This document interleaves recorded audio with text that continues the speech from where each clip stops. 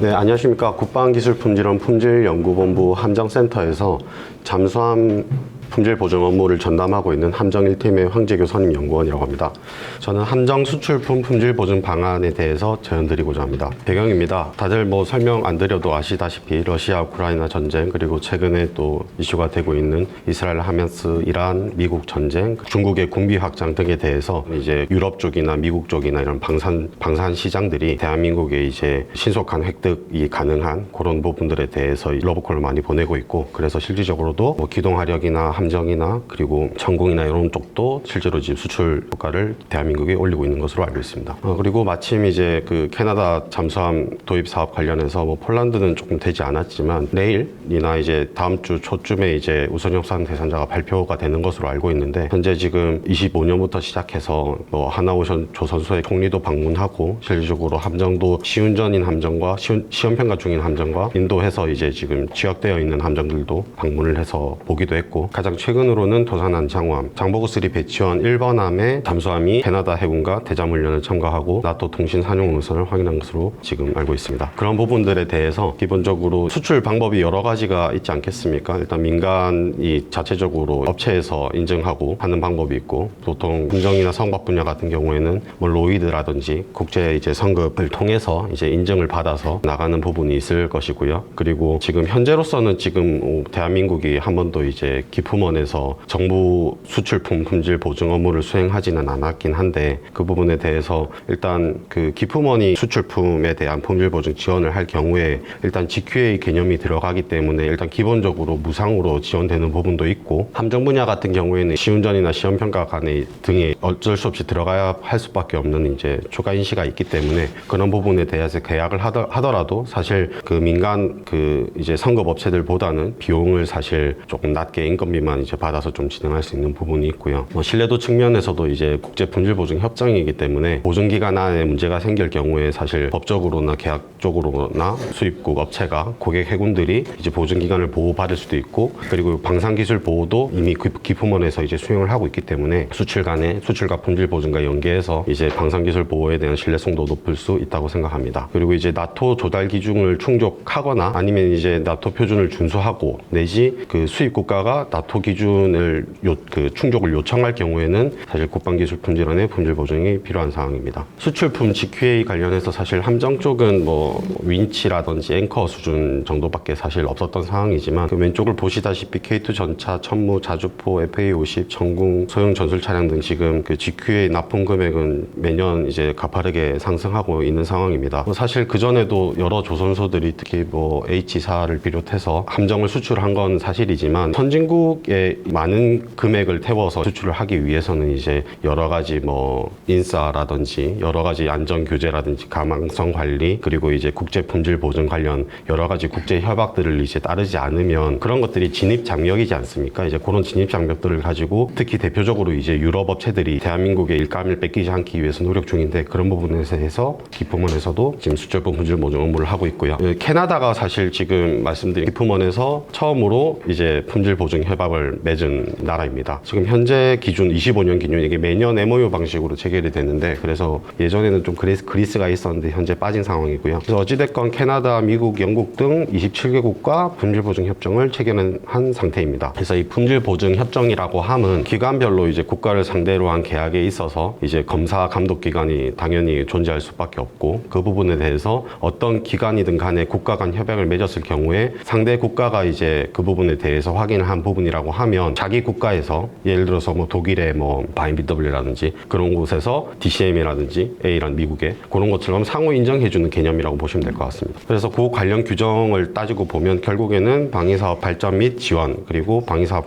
품질관리 규정, 그리고 기품원 내부 규정인 군수부문 품질경영 기본 규정, 그리고 이제 국제 품질 보증 협정 및 업무 지침 관련된 업무들을 이제 묶어서 좀 업무를 수행해야 되는데, 쉽게 생각하면 나토의 이제 ACAP, 그리고 기품원 내부 규정, 그리고 품질경영 시스템, 품질경영 시스템이라고 하면 기본적으로 ISO 9001의 형상관리 등을 넣은 이제 그런 시스템이라고 보시면 됩니다. 이제 그런 것들을 모아서 수출품 정부 품질 보증 업무 매뉴얼을 작성을 하였습니다. 기본적으로 이제 스타넥이나 이제 ICAP 관련 이제 그러니까 나토 표준 관련돼서 미리 설명을 조금 드려야 될 필요도 있을 것 같은데, 보급 관련해서 예를 들어서 탄피만 하더라도 각자 규격을 안 맞추고 쓰다 보면 이제 같은 아군끼리도 이제 보급품을 주고받지 못하고 이런 사항들이 있기 때문에 이제 나토 창설 이후 회원국 간의 군사 협력의 필요성이 느껴졌고, 그래서 이제 최종 목적은 이제 상호 운용성을 확보하자. 나토 국가 간에서는 이제 이랬으나 저랬으나 같이 구수품을 공유할 수 있도록 군사 표준화의 촉진이 목표가 있습니다. 탄낙이라는 이제 표준화 협정이 있고, 근데 그 표준화 중에서도 제품도 표준화를 할 필요가 있을 수도 있지만, 아까 말씀드린 그 실제로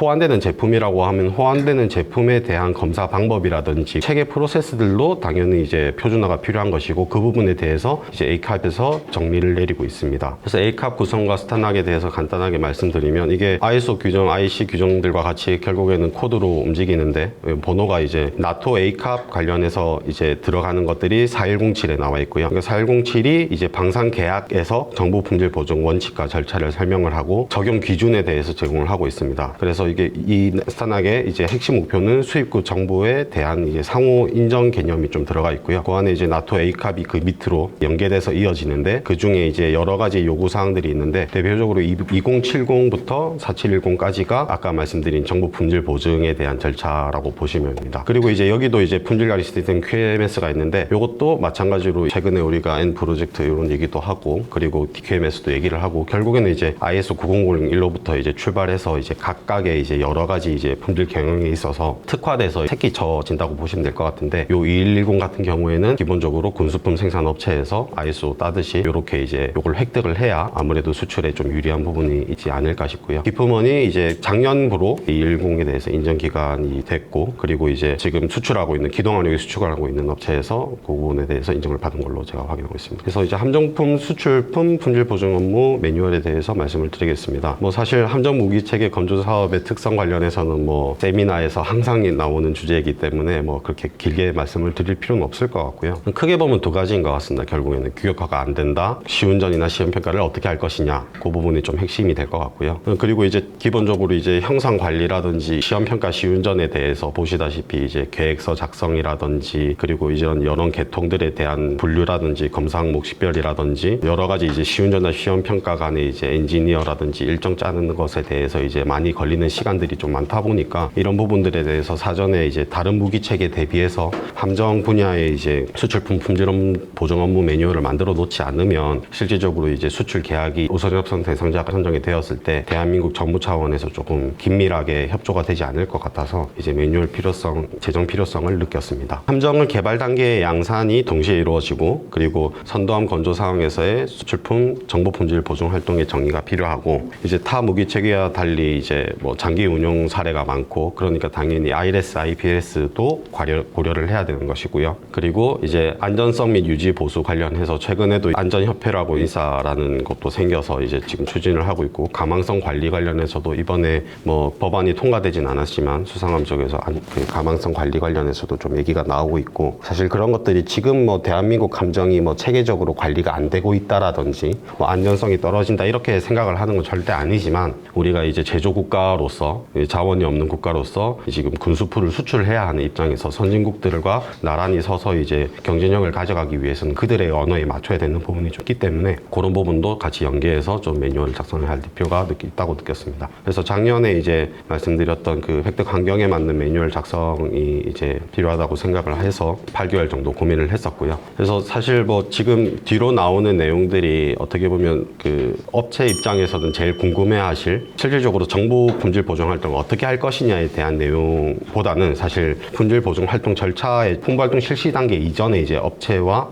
국가 간 어떤 부분이 이루어지는지에 대한 내용들이 좀 주로 이루어지고 있습니다. 간단하게 말씀드리면 이제 위탁국에서 수탁국으로 GQA를 요청을 하고, 그래서 수탁국에서 이제 관련 기관이 GQA 수행이 가능한지를 보고, 그리고 리스크 기반으로 GQA 활동 계획을 작성을 하고, 그 부분에 대해서 실질적으로 수행하고 보고 검토하고 기록을 해서 GQA 결과서를 위탁국에 통지하는 방향입니다. 지금 말씀드린 건 1, 2, 3번에 해당되는 내용인데, 그래서 함정 수출품 추가 업무 분장 관련해서 저희가 고민했던 건 아까 말씀드렸듯이 SWBS 기반으로 실질적으로 관리를 하는 부분이 있고, 그리고 이제 리스크 관리 부분에서도 우리가 그 장보고서리 배치원부터 하고 있는 안전 통제 활동 관련해서 이제 주요 안전 품목들을 선정해서 그 부분에 대해서 또 추가적으로 보는 부분이 있고요. 그리고 시험평가 시운전 보증 수리 관련된 사항들에 대해서도 추가적으로 업무 분장을 세웠습니다. 그래서 이제 품질 보증 요청 관련해서는 이제 SWBS 분류 요청 또는 시운전 내용 포함 요청에 대해서 사항을 포함 가능하도록 좀 반영을 했고요. 그래서 그 정보 품질 요청서 RGQA 검토 사항들이 여러 가지가 있습니다. 뭐 위탁자 정보, 수탁자 정보 이런저런 많은데, 실질적으로 뭐 K2나 K9 같은 경우에는 주장비, 탄약류 별도 송부 이렇게 되기도 하고, ILS까지 포함되기도 하고요. 뭐 함정 같은 경우에는 탄 무기 체계, 발사 체계까지 포함이 될 것이냐, 뭐 통신 분야, 암호 장비 이런 것들이 포함이 될 것이냐, 이런 것들이 걸릴 것 같고요. 그래서 이제 계약 품목에 대한 정보 품질 위험 식별을 해야 되는데, 상대국의 요구 조건에 따라 제작하는 형태가 진행된 가능성이 매우 높고, 다른 무기 체계에 비해서도 훨씬 더 규격화가 덜 되어 있기 때문에 그런 부분에 대해서 부수적인 물자, 그리고 특히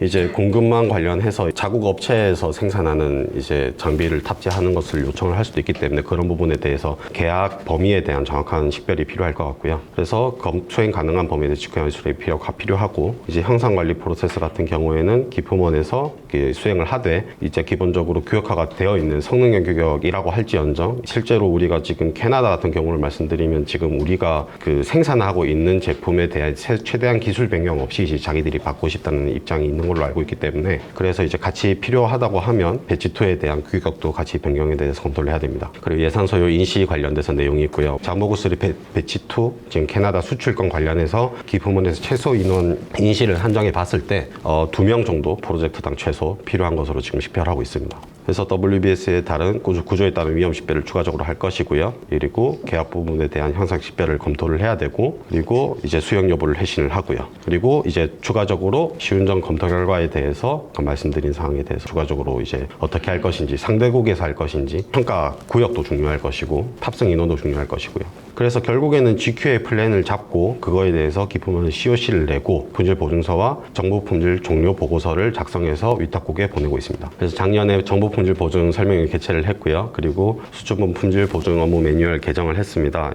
아까 말씀드린 이제 CSI 관련해서는 LLM 기반에서 부산대와 협조하여서 조금 고민도 많이 했었고요. 그리고 아까 말씀드린 그 가망성 도입 관련해서도 수출에 좀 홍보에 도움이 되지 않을까 해서 지금 올해 시범 사업을 조금 한노션을 추진하고 있습니다. 그리고 이제 나토 110 도입 및 계획인데 작년에 이제 저희가 하고 있고요. 네, 그래서 올해 이제 매뉴얼 개정 소요에 대해서 이제 다른 기관들의 의견을 조금 받고, 이제 만약에 계약이 된다고 하면 28년부터 좀 현장 품부 업무를 수행해 보려고 합니다. 무기체계 수출 시 나토 ACAP의 중요성이 증대가 되고 있고, 그런 부분들에 대해서 기품원에서도 미리 준비를 해서 이제 방산업체와 함께 윈윈할 수 있는 구조를 만들어 보도록 하겠습니다. 네, 이상입니다.